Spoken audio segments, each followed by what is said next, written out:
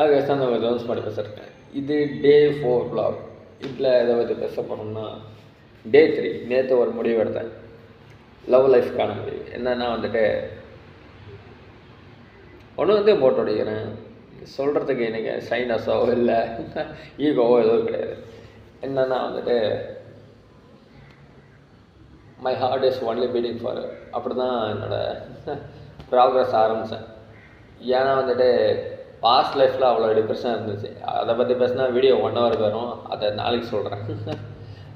Daily போடணும் இல்லையா, ஒன்றா சொல்கிறேன். அந்த வகையில் இவன் என் லைஃப்பில் சம்மந்தமே இல்லை. ஒரு கிராஸாக நான் அவளை பார்க்கவே மாட்டேன். டெய்லி என்னையே பார்த்துட்டு இருக்கிறது அவங்க பில்டிங் பண்ணுறது. அப்படி 1.5 மாதம் கிட்டே எல்லாம் பண்ணிட்டேன்னா அதுக்கப்புறம் எனக்கும் வா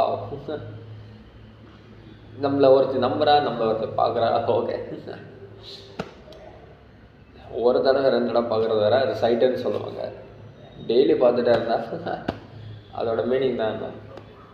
அதுவும் நம்ம டான்ஸ் ஆடுறவ பார்த்தா பரவாயில்ல, நம்ம வெட்டியாக உட்காந்துருந்தாலும் நம்மளை தான் பார்ப்பா.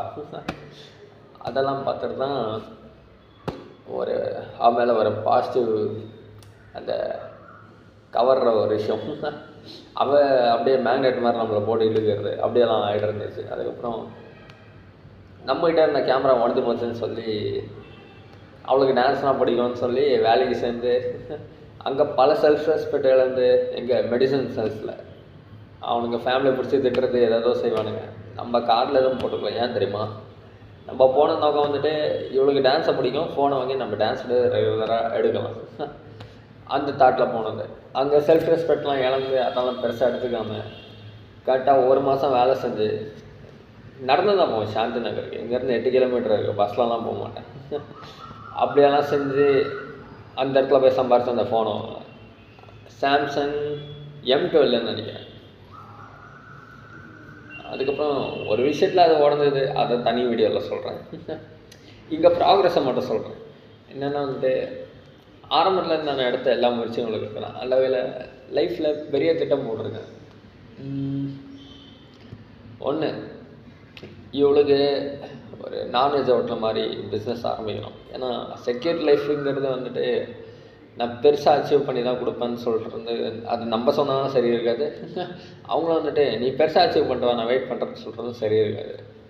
ஏன்னா இப்போ டைம் போய்கிட்டே இருக்கும், எறும்பு போயிட்டே இருக்கும்ல நிற்காம, அந்த மாதிரி டைம் போய்கிட்டே இருக்கும், வயசு ஆகிட்டு போயிட்டே இருக்கும். இருக்க ஒரு லைஃபு இங்கே வந்துட்டு வெயிட் பண்ணுறேன்னு சொல்கிறதுலாம் கிறுக்குத்தனமாக இருக்குது, வெயிட் பண்ணுன்னு சொல்கிறதும் கிறுக்குத்தனமாக இருக்குது. அதனால வந்துட்டு லவ் லைஃப்பை பொறுத்த வரைக்கும் ஒரு ஹோட்டல் பிளான் வச்சுருக்கேன். அது லவ் லைஃப்க்காக போயிடும். அந்த அர்னிங்ஸ்லாம் அவளுக்கு போயிடும். Second cinema. அங்கே நிறையா முயற்சிகள் இருக்குது. நிறையா gymnastic, parkour, skating, swimming, horse riding, fencing, gun shot பண்ணுறது, அது இதுன்னு சொல்லிட்டு எல்லாத்தையும் ரொம்ப நீட்டாக கற்றுக்கணும். இது எல்லாத்தையும் தாண்டி குச்சிப்புடி மெத்தடாட்டிங்கிறது ரொம்ப பர்ஃபெக்டாக கற்றுக்கணும். இது 2 இல்லைன்னா வந்துட்டு என்டர்டைனராக இருந்து கோடியாக சம்பாதிக்க முடியாது, ஆக்டராக இருந்து படத்துலையும் நடிக்க முடியாது, கொடுத்த ரோலை சரியாக பண்ண முடியாது. அதனால் ஃபஸ்ட்டு நான் மெத்தடாட்டிங் குச்சிப்புடியெல்லாம் காலம் வைக்கலாம்னு இருக்கேன்.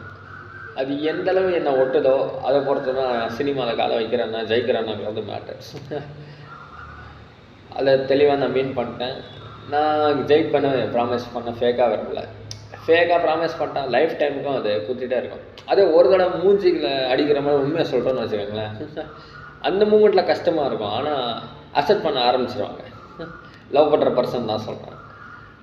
ஒருவேளை சினிமா எனக்கு ஒர்க் அவுட் ஆகலைன்னா நான் ஓப்பனாக சொல்கிறேன்.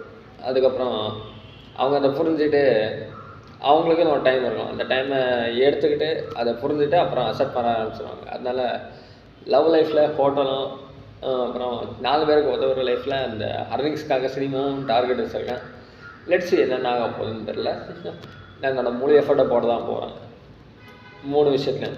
2 விஷயம் தான் நான் சொன்னேன். 3வதுன்னா என்னோடய பீஸுக்கெல்லாம் எஃபர்ட் போடணுமானா கண்டிப்பாக எதுலாம் செஞ்சால் நம்ம நிம்மதியாக இருப்போம்னு நமக்கு சின்ன வயசில் தெரிஞ்சிருக்கோம், இப்போ தெரிஞ்சிருக்காது. ஏன்னா இப்போ இருக்க லைஃபு ஸ்ட்ரெஸ்ஃபுல்லாக இருக்கும். ஸ்ட்ரெஸ்ஸு, டிப்ரெஷனு எதுக்கு வாழ்ந்துட்டுருக்கோம், நம்ம நினச்சது நடக்குமா இல்லையா, அந்த மாதிரி ஒரு ஃபீலு.